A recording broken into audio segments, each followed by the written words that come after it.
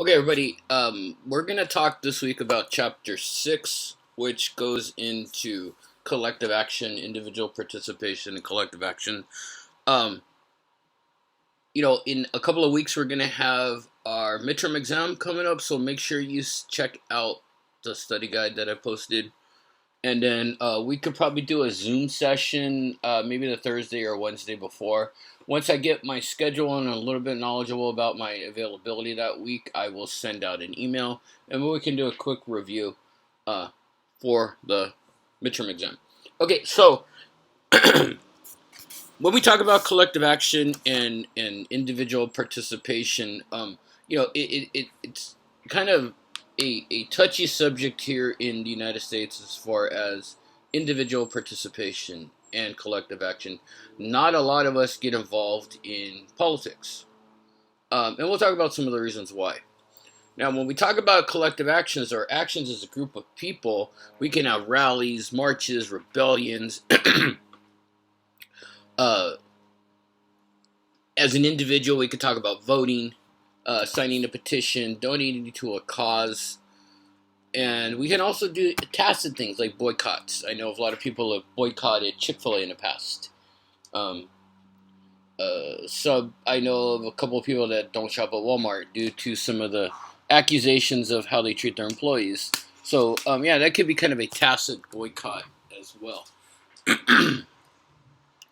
A lot of these are low level intensity options where we're just basically expressing our views, but it can go to the extreme end of something like rioting. All right, so if we go to the next what are some of the things that kind of influence our individual self-expression? Obviously, our family, the way our family is structured, might be a influence on how we feel individually about politics. Our culture, if your culture is highly influenced by a religion, that might be another way. Um, Government restrictions, violence, the area we live in, and technology might be ways that can help model ways people think. Um, Now, when we talk about um, ways to maybe force people to be a part of the political system, there's always some question about how can we get people to participate more in government, or even how do we get more people to vote? And that's always a questionable thing that we try to address here in political science. Like, if we if when we talk about Down's paradox, it's for kind of a rational, self-interested voter. That the cost of voting will normally outweigh the cost of preparing to vote. I hope that makes sense. Getting in your car, going to the polling place, or even taking out time to vote absentee. Um, you may have to do some studying, find your polling location, find a stamp, fill out the ballot. Does doing all this justify our time that we put into it? Some people feel that it doesn't. And in a sense, we can encounter something called the free rider problem, where a free rider is basically a person that doesn't do anything and still reaps the benefits of what the collective decides.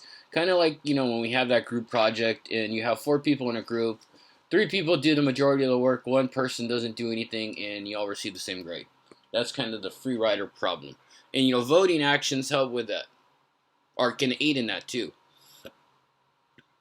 If we look at the some of these rates in here, these are a little bit dated, but you could see that our level of participation is about what the norm is here in the world. Now, when we talk about activisms are usually dissidents or people that are critical of the government, usually involve some type of NGO or non-governmental organization. PETA, the NRA, some civil rights organizations are examples. They seek to influence public policy, and the book talks about the social movements that we've had in the past, the Occupy movements that happened in 2010. the Tea Party movement, which was an in vogue thing back in 2008, 2009, and now, and also some of the uprisings in the Arab Spring that happened in 2012, 2013. Another, level of activism we have are professional lobbyists, and if you take the 102 class, it'll be addressed in a little bit more detail. Lobbyists are people who work for a group that try to advocate a public policy position. Um, and as we all know, or as for those of you that have taken the 102 class, need to understand that a lot of this lobbying effects, or a lot of this lobbying things involve money, right? So, in a sense, it is a legal form of bribery. And like I said, if you take the 102 class, or if you've taken the 102 class, it's going to be addressed in a little bit more detail.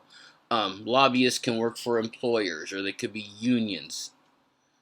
Now, when we talk about political professionals, we often see public officers as a career, right? People get into politics and do that as a career. It could lead to corruption, as we've seen, especially out in some of the allegations against Duncan Hunter, who is a representative out here in El Cajon, that have been in the news lately. But also, as part of that, you have a lot to sacrifice as far as personal, maybe your personal business getting involved, or maybe, privacy issues that come out of it. We look at some of the perks out of being a member of Congress here in the United States. The president's salary is $400,000 a year. A legislature in the House of Representatives is $174,000, and you also get a kind of a budget for your staff. Just some other comparisons here that I want you guys to look through.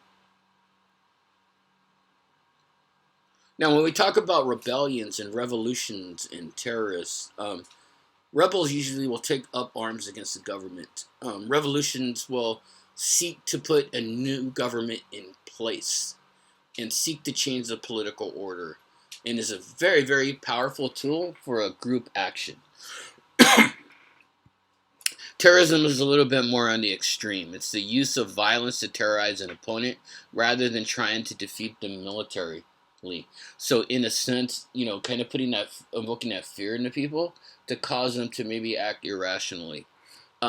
Non-combatants are targeted. Suicide missions are put into place, and we've heard about these, and a lot of it has been taken notice in the past 20 to 30 years. Now, there's a book that is out there called Bully Alone. And what it basically says is, probably in the 40s and the 50s, a lot of people belonged to social clubs or social programs or things like that. And as a result of kind of technology and the advancement of technology, we have less face-to-face interaction with people, and therefore we don't join those bowling leagues anymore. So we don't really interact with each other. So that might be a way that we have kind of that erosion of interaction with people. Let's kind of look at some of these other topics. France talk about a rebellion in France. We heard about in world history. China has a lot of problems with petitioning and participation. China is not a total dictatorship. They do have voting allowed in local elections, but they limited internet access. They limit petitioning, and dissidents and trying to rebel might cost you your life in some instances. Now, when we talk about ideologies and how we assume that people should act per our ideology with regards to political action, conservatives usually will use a religiously based traditionalism, a concern about social order, tradition, faith, and individual liberty, and a smaller central government is the main goal.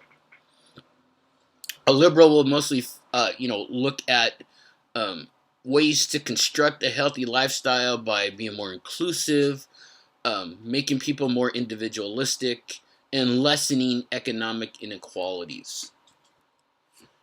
Communitarianisms are something much like communism is, kind of that we need to strengthen communities, have the same norms, have the same identities, and work toward, kind of the good of the community. Islam is, a lot of countries have Islam as their primary religion. Um,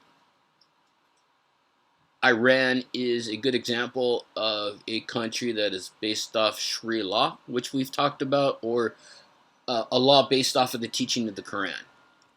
In fascism, you think about the Nazis when we see this, an extreme uh, nationalistic point of view, and kind of the individual sacrificing what they value for the greater good of the country. Okay, so that's basically what we got in this case. In this chapter. Go ahead and take a look at some of these charts in the chapter, and then we will come together soon and talk about chapter 7. Okay, thanks a lot.